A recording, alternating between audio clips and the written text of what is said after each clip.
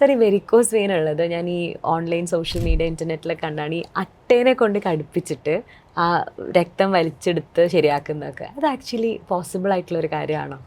Basically അട്ടക്ക് കുറച്ച് രക്തം കിട്ടും എന്നല്ലാതെ അതുകൊണ്ട് വലിയ ഗുണമൊന്നുമില്ല. ഓക്കെ. ഇത് നമുക്ക് ഈ ഞരമ്പുകളൊക്കെ ഇതൊക്കെ ഒരു ഇൻ്റർ കണക്റ്റഡാണ്. നമുക്കൊരു കണ്ടിന്യൂസ്ലി ഫ്ലോ രക്തം ഒഴുകിക്കൊണ്ടിരിക്കുന്ന ഒരു പൈപ്പാണ്. അപ്പം നമ്മൾ അതിനൊരു സൈഡിൽ അട്ടനെ കൊണ്ട് ഘടിപ്പിച്ച് കഴിഞ്ഞാൽ ആ ഭാഗത്ത് ബ്ലഡ് താൽക്കാലികമായിട്ട് അതിൽ ബ്ലഡ് ആണ്ട് എം ടി ചെയ്യും.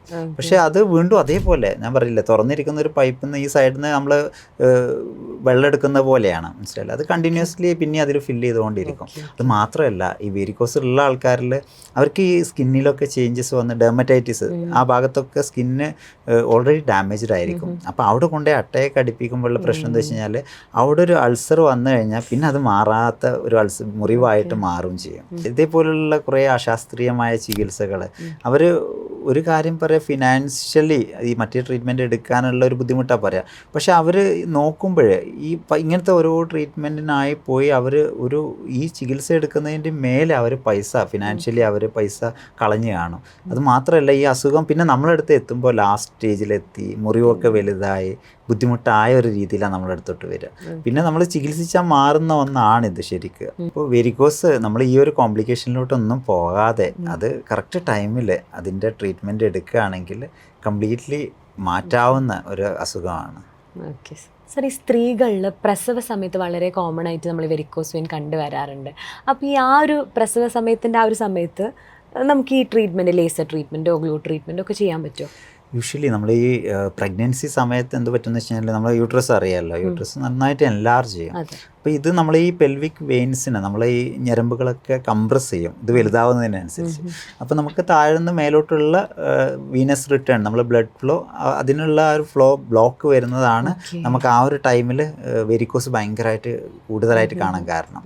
ഇത് യൂഷ്വലി നമ്മൾ ആ ഒരു സമയത്ത് പേഷ്യൻറ്റിന് സിംറ്റംസ് ആയിട്ട് വരും, അവർക്ക് കാലിൽ ഭയങ്കര കടച്ചിൽ എന്നൊക്കെ പറഞ്ഞ് വരും എന്തെങ്കിലും ഒരു ട്രീറ്റ്മെൻറ്റ് എടുക്കാൻ വേണ്ടിയിട്ട്. പക്ഷേ ഈ ഒരു സമയത്ത് നമ്മൾ ഡെഫിനിറ്റീവ് ട്രീറ്റ്മെൻറ്റ് സജസ്റ്റ് ചെയ്യില്ല. കാരണം എന്താ വെച്ച് കഴിഞ്ഞാൽ അവർക്കൊരു കോസ് ഉണ്ട്, വെരിക്കോസിനൊരു കാരണമുണ്ട്, മനസ്സിലായില്ല. അപ്പോൾ ആ കാരണം നമ്മളിപ്പോൾ ഡെലിവറി കഴിഞ്ഞ് ഒരു 6 months ഒക്കെ കഴിഞ്ഞ് യൂട്രസ് ഷ്രിങ്ക് ചെയ്ത് കഴിഞ്ഞ് പിന്നെയും അവർക്ക് പെർസിസ്റ്റൻ്റ്ലി വെരിക്കോസ് ഉണ്ടെങ്കിൽ പലർക്കും ഇത് ആ ഒരു ഡെലിവറി ഒക്കെ കഴിഞ്ഞ് പതുക്കെ അത് മാറാൻ തുടങ്ങും. ചിലവർക്ക് ഒരു വിഭാഗം ആൾക്കാർക്ക് അത് പെർസിസ്റ്റൻ്റ് ആയിട്ട് സിംറ്റംസ് കോസ് ചെയ്യുന്ന ഒരു അവസ്ഥയിലുണ്ടാവും. അപ്പോൾ അവരെ നമ്മൾ സെലക്ട് ചെയ്തിട്ട് ട്രീറ്റ്മെൻറ്റ് ആ ടൈമിൽ സജസ്റ്റ് ചെയ്യുക, അല്ലാതെ ആ പ്രഗ്നൻസി സമയത്ത് ഒരിക്കലും നമ്മൾ ട്രീറ്റ്മെൻറ്റ് എടുക്കില്ല. സരി, ഒരുപാട് നിൽക്കുന്ന ആളിലൊക്കെ കോമൺ ആയിട്ട് കണ്ടുവരുന്നൊരു ഡിസീസാണ് ഈ വെരിക്കോസ് വെയിൻ എന്ന് പറയുന്നത്. അതിന് ഏറ്റവും ബെസ്റ്റ് ട്രീറ്റ്മെൻറ്റ് ഏതാണ്? നമുക്ക് വെരിക്കോസിന് ഇപ്പോൾ കറൻ്റ്ലി അവൈലബിൾ ആയിട്ടുള്ളതിൽ ഏറ്റവും ബെസ്റ്റ് ട്രീറ്റ്മെൻറ്റ് എന്ന് പറഞ്ഞു കഴിഞ്ഞാൽ ഗ്ലൂ ട്രീറ്റ്മെൻറ്റാണ്. നമ്മളിപ്പോൾ നമുക്കിവിടെ അവൈലബിൾ ആയിട്ടുള്ളത് വിനാസീൽ ഗ്ലൂ എന്ന് പറയും. ഹീറ്റ് വെച്ചിട്ടുള്ള ഒരു കാറ്റഗറി ഉണ്ട്, ലേസർ, RFA എന്നൊക്കെ പറഞ്ഞിട്ടുള്ള. ഇത് ഗ്ലൂ എന്ന് പറഞ്ഞു കഴിഞ്ഞാൽ നമുക്ക് അറിയാമല്ലോ, സൂപ്പർ ഗ്ലൂ, ഫെവിക്വിക് എന്നൊക്കെ പറഞ്ഞിട്ടുള്ള അതേപോലെ ഒരു മെഡിക്കേറ്റഡ് ഗ്ലൂ ആണ്. പക്ഷേ അഡ്വാൻറ്റേജ് എന്ന് വെച്ച് കഴിഞ്ഞാൽ സിമ്പിൾ പ്രൊസീജിയറാണ്. നമ്മൾ ജസ്റ്റ് ഒരു ഭാഗത്തൊരു മരയിപ്പിച്ച് ചെറിയൊരു സൂചി കുത്തേണ്ട കാര്യമുള്ളൂ, അതിലൂടെ നമുക്ക് ആ ട്രീറ്റ്മെൻറ്റ് കംപ്ലീറ്റ് ചെയ്യാം. പിന്നെ അത് മാത്രമല്ല, നമുക്ക് പേഷ്യൻ്റ് ഭയങ്കര കംഫർട്ടബിൾ ആയിരിക്കും, പേഷ്യൻ്റ് പെയിന് കാര്യങ്ങൾ അങ്ങനത്തെ വളരെ കുറവായിരിക്കും. പിന്നെ അത് കഴിഞ്ഞ് നമ്മൾ ലേസർ ട്രീറ്റ്മെൻറ്റ് ആണെങ്കിലും നമ്മളത് ചെയ്ത് കഴിഞ്ഞിട്ട് നമ്മൾ ഒരു 6 months ഒക്കെ നമ്മൾ പറയാം മാക്സിമം സ്റ്റോക്കിങ്സ് ഇടണം. നമ്മൾ ജോലി ചെയ്യുന്ന സമയത്ത് വെരിക്കോസിൻ്റെ സോക്സ് പോലുള്ള ഇടണം. അതിൻ്റെ ആവശ്യമില്ല. നമ്മൾ ചെയ്ത് കഴിഞ്ഞ് ഒരു 15 to 30 minutes, മാക്സിമം ഒരു 40 minutes കൊണ്ട് പ്രൊസീജിയർ കഴിഞ്ഞ് പേഷ്യൻ്റ് ഇമ്മീഡിയറ്റ്ലി പേഷ്യൻ്റ് നടന്ന് വീട്ടിൽ പോവുക. അവരെ നെക്സ്റ്റ് ഡേ തൊട്ട് അവർക്ക് അവരെ വർക്ക്, അവർ ജോലി ചെയ്യുന്ന ആൾക്കാരാണെങ്കിൽ അവരെ ജോലിയിലോട്ട് പോകും. ഒരു ദിവസം കൊണ്ട് തന്നെ ഫുൾ. ഓക്കെ സർ, ഈ വെരിക്കോസ് വെയിൻ നമുക്ക് ഈ ലേസർ ട്രീറ്റ്മെൻറ്റോ അല്ലെങ്കിൽ ഗ്ലൂ ട്രീറ്റ്മെൻറ്റോ ഇതൊന്നും അല്ലാതെ നമ്മുടെ ലൈഫ് സ്റ്റൈൽ, ഡയറ്റ്, എക്സസൈസ് ഇതൊക്കെ വെച്ചിട്ട് മാറ്റാൻ പറ്റും?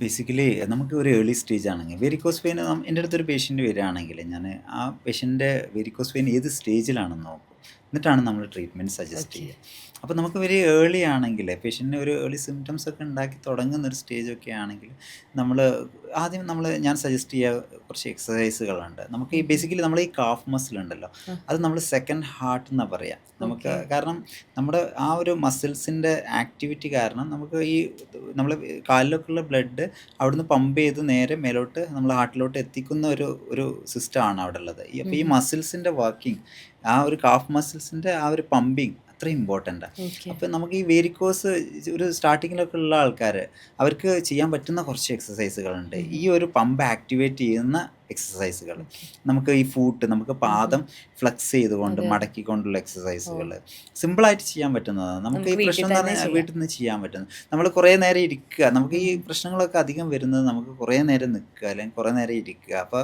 അനങ്ങാതെ നിൽക്കുമ്പോഴാണ്. അപ്പോൾ ഈ മസിൽ പമ്പ് വർക്ക് ചെയ്യുന്നില്ല. അപ്പോൾ അതിലിങ്ങനെ ബ്ലഡ്, ഈ ഡാമേജ്ഡ് ആയിട്ടുള്ള ബ്ലഡ് വെസൽസിൽ ബ്ലഡ് കെട്ടി കിടന്നിട്ടുള്ള പ്രശ്നങ്ങളാണ് ഈ വരുന്നത്.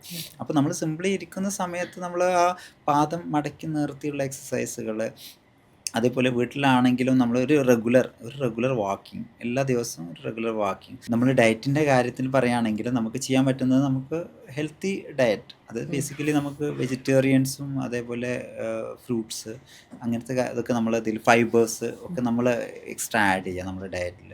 അപ്പോൾ ഇത് ബേസിക്കലി നമ്മൾ ഈ കോൺസ്റ്റിപ്പേഷൻ ഒക്കെ വന്നു കഴിഞ്ഞാൽ, അപ്പോൾ ആൾക്കാർക്ക് ആ ഒരു ഇത് വന്നു കഴിഞ്ഞാൽ അവർ കൂടുതൽ എക്സേർട്ട് ചെയ്യും. അതൊക്കെ ഈ വെയിൻസിൻ്റെ ഹെൽത്തിനെ, നമുക്ക് താഴോട്ടുള്ള പ്രഷർ കൂടുന്നത് തന്നെ നമ്മളെ നമ്മൾക്ക് ഈ വെരിക്കോസ് വരാനുള്ള ഒരു കാരണമാണ്.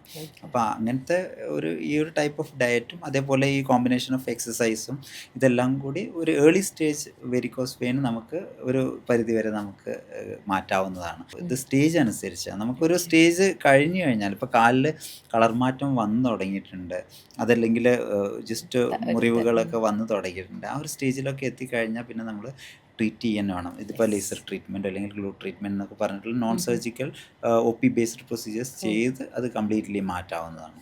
ഓക്കെ. ഓക്കെ.